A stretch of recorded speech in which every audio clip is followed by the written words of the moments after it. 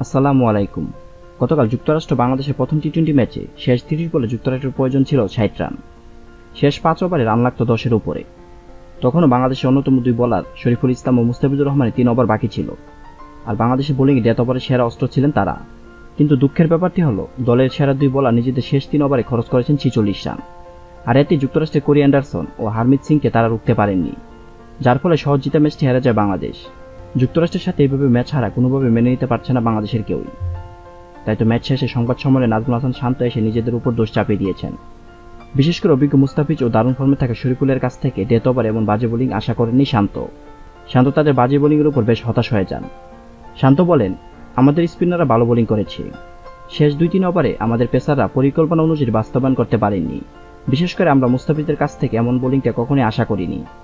তাছাড়া বাংলাদেশের ব্যাটিং নিয়ে বেশ হতাশ প্রকাশ করেন শান্ত। ব্যাটসম্যানদের পারফর্মকেই ম্যাচ হারা এই দিন সবথেকে বেশি দায়ী করেছেন শান্ত। তাওহিদ ও মাহমুদুল্লাহ ছাড়া কয়েক মাস ধরে বাংলাদেশি ব্যাটাররা দুঃখছেন, এমনটাও দাবি করেছেন নাজমুল হাসান শান্ত। ব্যাটসম্যানদের ব্যর্থতা ও মুস্তাফিজের বাজে বোলিং নিয়ে হতাশ প্রকাশ করলেও সবশেষ নাজমুল হাসান শান্ত জানান, পরের ম্যাচে তারা ঘুরে দাঁড়াবেন।